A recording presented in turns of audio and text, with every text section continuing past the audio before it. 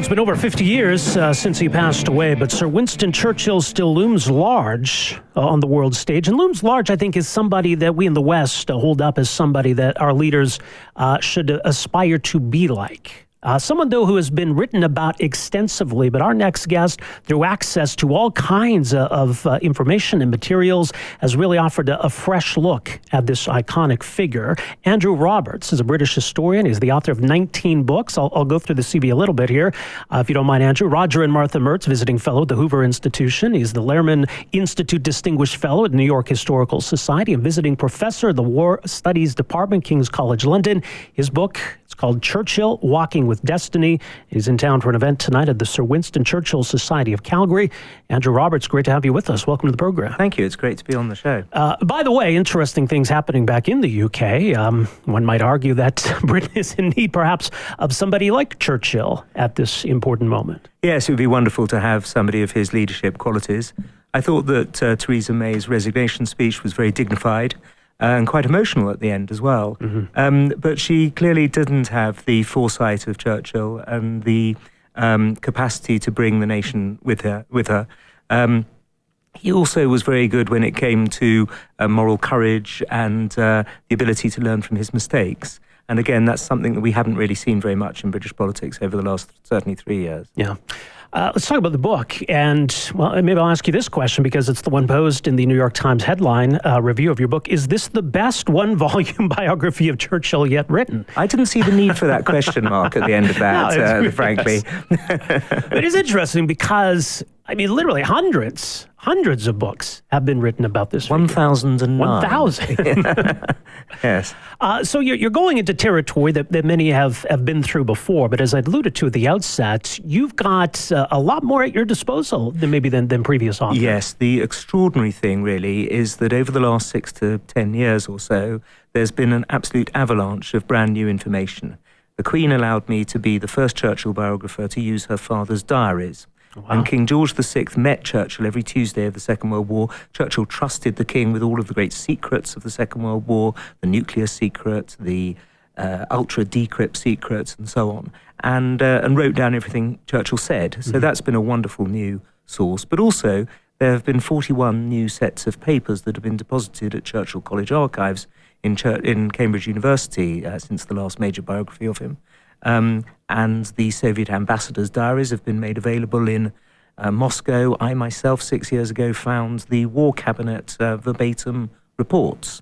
And so there's something really on pretty much every page of this book that will not have appeared in any of the 1,009 biographies that have already been written of him. Right, it was quite something considering how much we know about him, that there's still so much to learn about somebody like that. Well, the thing is that absolutely everybody who ever met him wrote down what he said. And so there still are things in people's attics and correspondence and diaries and papers that are still going to be coming out. I'm not for a moment pretending that mine is both the 1010th and the last biography of Winston Churchill. But I would think, it's not just the academic exercise of sitting down and writing a book about a historical figure. This, for you, is kind of a process of discovery. This is not quite archaeology, but you're getting to see all of this for the first time. Over the last 30 years, this is the 5th book that I've written with Churchill in the title or the subtitle.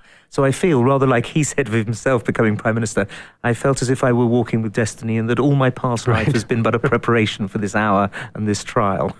He is such a widely admired figure, and I suppose it would be easy for, to write essentially a hagiography of someone like this. He is easy to lionize. He is a complicated man in some ways. He clearly had failures through his career. But do you think it's reasonable and fair to describe him as a great leader, as a great man? Undoubtedly. However, you're right. He made blunder after blunder in his life. He got the women's suffrage wrong. He got the abdication crisis wrong. He got the gold standard wrong, several major things during the First World War and the Second World War. The Dardanelles catastrophe was very much largely down to him. But he was a politician who managed to learn from his mistakes. And that's an unusual thing and an absolutely vital one, really, in somebody who's going to have those kind of levels of responsibility. Also, the things that he got right, warning about Adolf Hitler before the Second World War and Stalin after the Second World War, and also Prussian militarism before the First World War. These were the most important things of the 20th century to get right. And so overall, I think, yes, he certainly was a great man. Right. But I mean, that's the thing. I mean, timid politicians maybe don't make as many mistakes because they don't take chances. They don't take positions. They don't demonstrate boldness, which Churchill did. Maybe there's a fine line between courage, bravado, and arrogance. Maybe it can overlap all three of them. Undoubtedly. And he was accused, of course, of just being a risk taker for its own sake. Mm-hmm. He was constantly accused of being a warmonger, which he certainly wasn't. But nonetheless, this was something that people flung against him, certainly in the 1930s. And so, yes, there's always a flip side. For any political virtue, there's a flip side that your opponents can make out. But at the time, right, when France had been overrun and the Nazis looked unbeatable, that it must have seemed like bravado or reckless to suggest that, no, we can fight. We don't have to make peace with Hitler. That's right, yes. And of course, this was before Russia or America were in the war. The only actual armoured division protecting London was the 1st Canadian Armoured Division. When we got the rest of the British Expeditionary Force back from the beaches of Dunkirk, they had no heavy artillery, no tanks. And it was an extraordinary thing for Churchill to say that we must continue in this war. There were other elements, of course, in the British government that wanted to enter peace negotiations with Hitler, and Churchill said absolutely not. So what you really needed was this fiery romantic figure rather than the logical, more rational figure like the Foreign Secretary. So was that pivotal moment then in history is where things could have gone in a completely different direction in terms of making peace with Hitler, because many in Britain thought that was necessary. And a staggeringly worse direction for everyone, because, of course, had Hitler then been able to have unleashed his Operation Barbarossa against Russia in 1941 with the whole of the Wehrmacht and the whole of the Luftwaffe, his entire forces, it could have been a very different outcome there. Why did it matter to him to be able to stand up to Hitler, to not allow this aggression to stand? He'd spotted Hitler very early on. He was the first major politician, and for many years the only major British politician actually to see Hitler for what he was really like. And this was partly because he was a Philo-Semite. He liked Jews. He got on well with Jews all his life. He admired them, and therefore had an early warning system, effectively, when it came to Hitler and the Nazis that was not vouchsafed to an awful lot of other politicians of the day. He was an historian who was able to place Hitler's threat to his hegemonistic threat to the peace of Europe in its wider historical sense. He was somebody who had come up very close against fanaticism in his own life and had therefore was able to spot it in Hitler in a way that many of the other prime ministers of the 1930s just simply weren't able to do.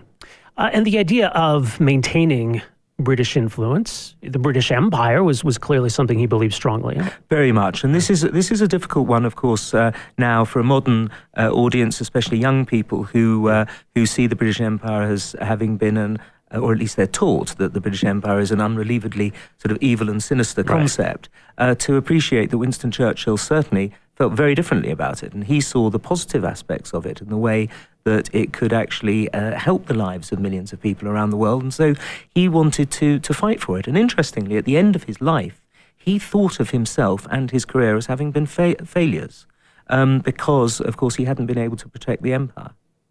It is interesting, the lens we now look at through historical figures, that you can take somebody as iconic as Winston Churchill, and sure, if you transplant a mainstream politician from the 1940s into 2019, sure, they're going to seem out of step with today's values in a lot of ways, but is that fair to judge people that way? Absolutely not. And one of the tasks of the historian, I think, is to try to allow people to get back into the mindsets of earlier eras. I mean, you might as well ask what Oliver Cromwell thought of socialised medicine. Right. It makes no sense whatsoever to do this. And yet, of course, people do. Because we could say the same thing of today's leaders, who might seem progressive by our standards, in 80 years might seem quite different. Oh, yes. We will undoubtedly, not just our leaders, but we ourselves, I think, will undoubtedly, in 80 years' time, be denounced by people in the future for something that we really don't think of as being particularly interesting or important, or certainly not bad.